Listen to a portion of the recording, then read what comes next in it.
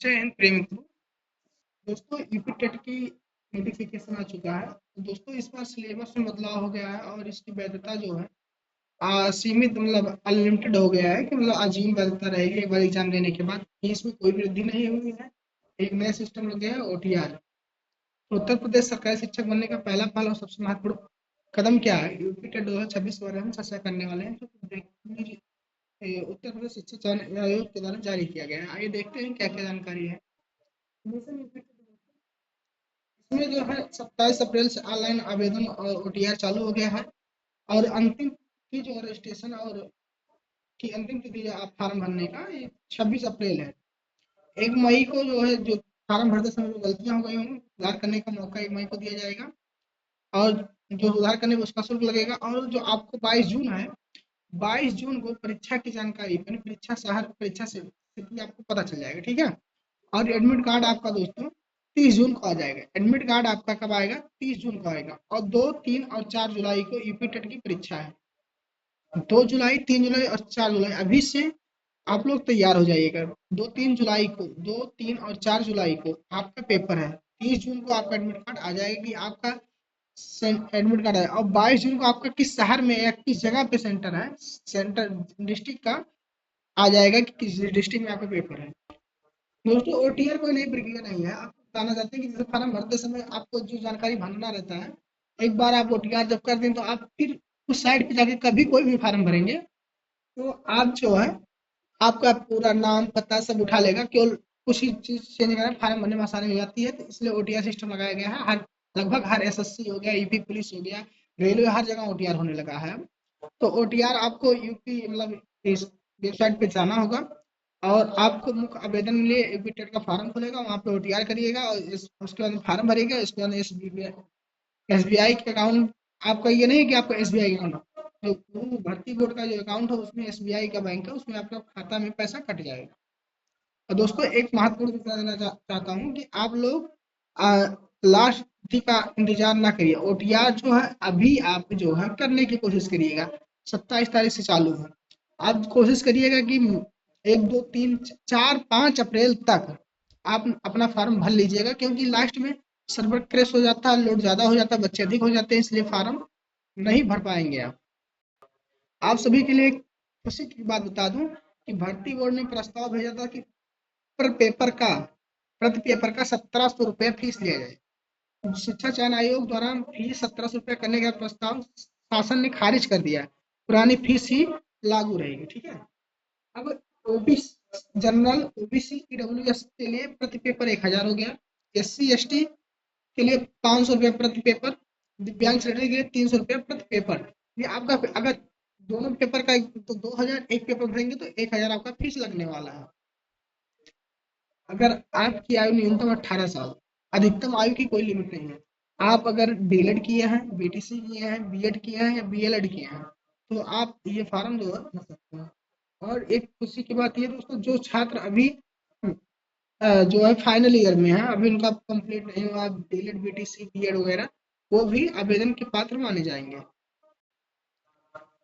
Smart तैयारी के लिए सिलेबस क्या समान है और क्या अलग है, ठीक है। पेपर 1 के लिए दोस्तों आपको गणित 30 क्वेश्चन आएंगे और ईवीएस यानी पर्यावरण अध्ययन 30 प्रश्न आएंगे। ये तो दोस्तों अलग हो गया। और सेकंड पेपर के लिए गणित 60 प्रश्न और साइंस के मिला के 60 प्रश्न आएंगे। और सोशल साइंस सामाजिक अध्ययन से 60 प्रश्न आएंगे। और दोनों में कॉमन क्या दोस्तों, बाल विकास दोनों में आए और शिक्षण विधि 30 प्रश्न आएंगे। भाषा हिंदी 30 आएगी।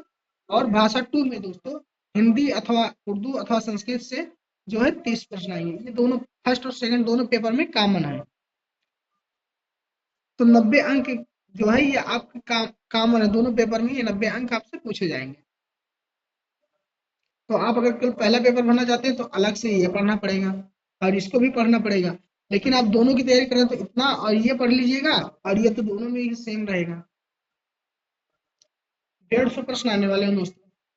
परीक्षा की गणित क्या है, इसमें देखिए 150 प्रश्न वो विकल्पीय एमसीक्यू के बीच में होंगे। 150 मिनट, 150 मिनट होगा, ठीक है। लगभग 2.5 घंटे का समय होगा आपके पास। और 150 मिनट, 2.5 घंटे का समय, प्रत्येक प्रश्न जो है 1 अंक का होगा, तो 150 अंक का आपका प्रश्न पत्र हो जाएगा। परीक्षा हाल में एक भी प्रश्न न छोड़े, क्योंकि नेगेटिव मार्किंग नहीं है, नेगेटिव मार्किंग नहीं है दोस्तों। तो कोशिश करिएगा 150 में 150 प्रश्न हल करना ही सबसे सुरक्षित और गणित रणनीति यही सही रहेगी कि आपको वैसे नहीं लगाना है कि हमको डेढ़ नहीं आ रहा तुक्का। कोशिश करिएगा, आप पढ़ाई करिएगा, फिर कोशिश करिएगा कि 4 विकल्प में से 2 विकल्प हटाने की कोशिश करिएगा। जो लगेगा कि ये विकल्प नहीं उसको काट दीजिएगा। कम से कम 2 विकल्प जब हटा लेंगे तो उन दोनों में आपको जो सबसे सटीक लगेगा उस पे तुक्का लगाइएगा। या तो फिर आप उन मतलब एक पे अगर नहीं आता उन दोनों तो एक पे लगा दीजिएगा राम का नाम लेकर। आपका लक्ष्य केवल क्वालिफाइंग मार्क कितना है दोस्तों, इस पे चर्चा करने वाले हैं। जनरल वर्ग के लिए 150 में 90 अंक लाना अनिवार्य है, वो पासिंग मार्क माने जाएंगे। लगभग 60% जो है जिनका रहेगा जनरल वालों को वो पास रहेंगे। ओबीसी एससी एसटी दिव्यांग के लिए 150 में 82% जिनका सही रहेगा, यानी 55% जिनका रहेगा वो सब पास पढ़ जाएंगे। यह मेरिट लिस्ट नहीं है दोस्तों, यहाँ कटाप पार करने के लिए उम्मीदवार सफल माना जाएगा और रिपीट टेट का सर्टिफिकेट उसको मिल जाएगा। एक बार फिर से बता रहे, जनरल वालों के लिए 90 प्रश्न, 90 क्वेश्चन 90 अंक का है, 150 में से 90 सही करना है और ओबीसी वालों को 82 सही करना है। जो इतना सही रहेगा उनका वो तो क्वालिफाई है। ये नहीं कि इससे ज्यादा नहीं, अगर इससे ज्यादा हो जाता तो और बेहतर है। कोशिश करिएगा कि इससे कम ना रहे, अगर इससे कम है तो आप फेल माने जाएंगे। एक बार की मेहनत जीवन भर की मान्यता है, ठीक है, लाइफ टाइम वैलिडिटी।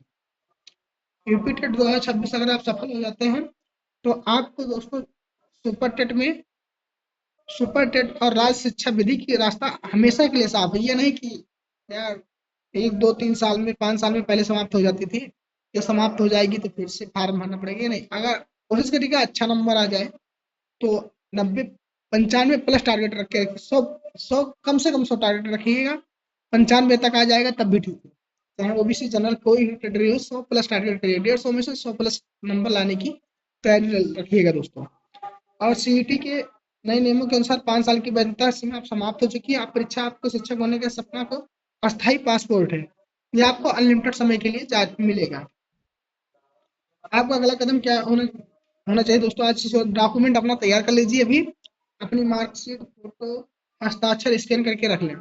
ये तो सब दुकान पे हो जाएगा, लेकिन अपना डॉक्यूमेंट मार्कशीट वगैरह जो कुछ डॉक्यूमेंट लग रहा हो उसको अपना रखिए। 27 मार्च को अपना ओटीआर करवाइएगा, उसी वक्त फॉर्म भी भरा जाएगी। नहीं कि ओटीआर आज होगा तो फॉर्म उसे दिन भरा नहीं, 27 मार्च से ओटीआर करवाइएगा, उसे दिन अपना फॉर्म भी फिल कर दीजिएगा।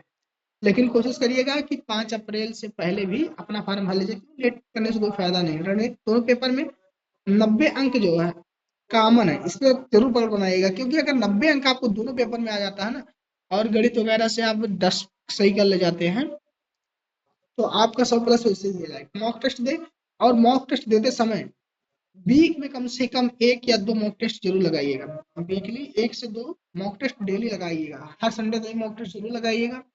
और हफ्ते में एक दिन और कम से कम 2 मॉक टेस्ट। अभी तो एक ही मॉक टेस्ट लगाइए हर संडे को, कल से नहीं, लेकिन 150 मिनट 150 प्रश्न हल करने की गति आपको बना रहे।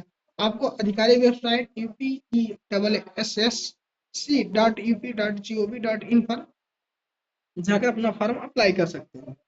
वीडियो कैसी लगी हो कमेंट करके जरूर बताइएगा। और कोई जानकारी जानना चाहते हैं आप सब तो कमेंट करके बताइएगा। हम आप सबके लिए जो आपका डाउट होगा उसके लिए वीडियो लेकर आपके डाउट को दूर किया। जय हिंद, जय भारत।